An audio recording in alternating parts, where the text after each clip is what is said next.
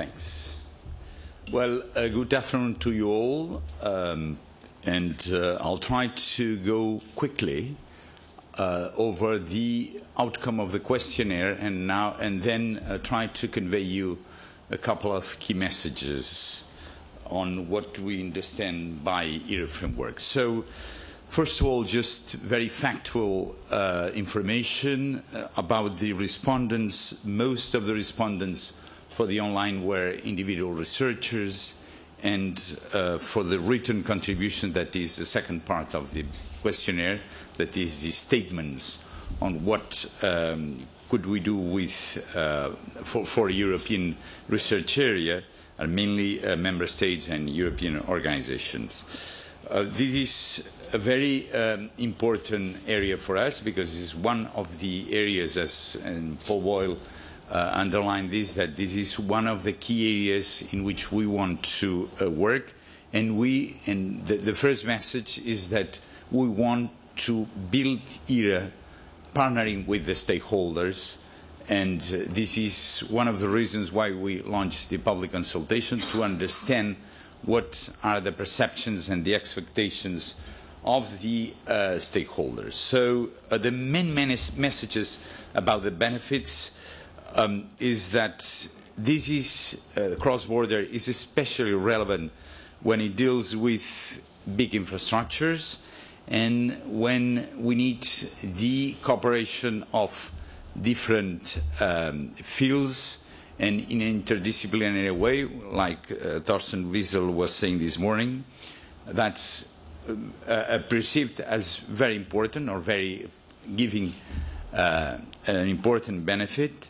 The second one is that single peer review, international peer review, is very good for openness, for transparency, and this is, then we have the two options, whether the funding is through a common pot, and no wonder this is perceived as very good for the researchers, and through a virtual pot that is national funding, and this is no wonder by the funding organizations who prefer this sort of approach. Now, which is a facilitator for cross-border operation, and here again the answer is not surprising. Joint Program Initiative, which is an instrument of the framework program, but which we would like to see broader and use even outside the framework program. Which are the conditions for being successful? And we have the political will of the stakeholders that wish to work together, that there are national and the European or the joint activities that match. It makes sense, and then that the agencies wishing for more autonomy, that there is an alignment of the funding rules, that is, that the systems are interoperable, that there is a joint evaluation, again, the single peer review, and that there is a budget that allows for this cross-border operation. What is needed besides funding? And of course, transparency, good information, that the benefits of the working together are understood by everyone, and that the fact that this done, that activities, research activities are done across border, have recognition. We already have had the view and the evidence that the impact factor is bigger when papers are published with authors from different countries, and this is one sort of recognition, but of course a more formal recognition is also are also important. Issues, when we talk about issues, that means problems. Is a euphemism for problems, and which are the obstacles that we have for cross-border operation. Clearly, the administrative procedures that may be complex, that the funding decisions are not synchronized, and certainly the lack of commitment from the different stakeholders.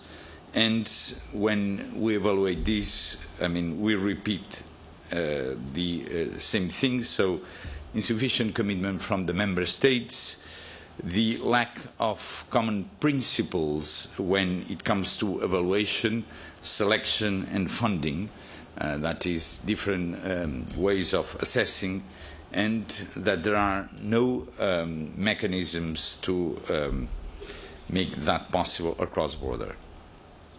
From the written, this was from the online questionnaire. From the written contribution, which are the main highlights, that there is more information, we need more information on initiatives that are, so that what is possible to do in cross-border, that the benefits should be better understood and communicated. We need closer collaboration, that's of course, and the importance again of joint programming and other sorts of joint programming, including here research alliances, and as much as possible synchronize the procedures. Also, the member states that they want to see, and associated countries want to see a balance between what is national and common interest, so that the interest of preserving the diversity and the fact that the national programs, this is not a threat to the national programs as such. And for European organizations, what they highlight is that the transaction costs of working together are not negligible, they should be taken into account, and the need for bottom-up research. And let me go to what are our ideas, what was distilled from all this. First of all, that cross-border is perceived as beneficial, and although maybe the benefits are not well understood by all of us, but we need to communicate better about the benefits, so that every stakeholders need to understand that with cross-border they have something to gain. Each of them need to understand that this is beneficial for each stakeholder, otherwise it's very difficult. The second thing is that we need to have a single entry point for all cross-border operations, so a single way of access to this information, so that easily understood by everyone where to and how to do this. The third important message is that single peer review, international single peer review, is perceived as very good by many stakeholders, and this gives transparency and openness to the whole operation. And I think that this is an important one.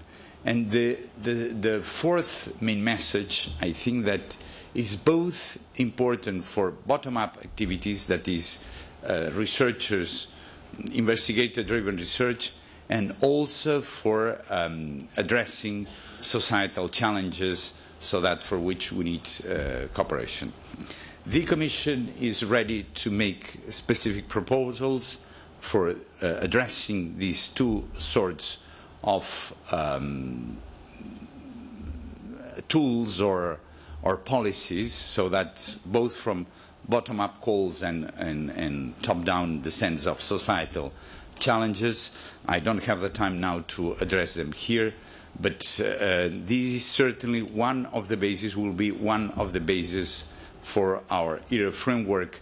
That the main message I'd like to address here is that cross-border activities are at the core, at the basis of what ERA framework will be about.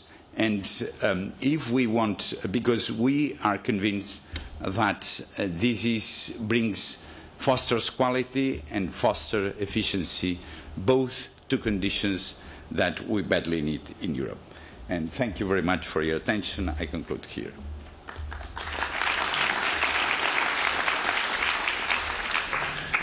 Thank you very much, Octavi. I'm sure that the results and the findings of the hearing will be studied thoroughly by the audience and also discussed in the future, not least when the Commission is going to launch its proposal for answers to the challenges. So now I'm leaving the floor to Wolfgang Markert, who's going to bring us into the same world but seen from another perspective.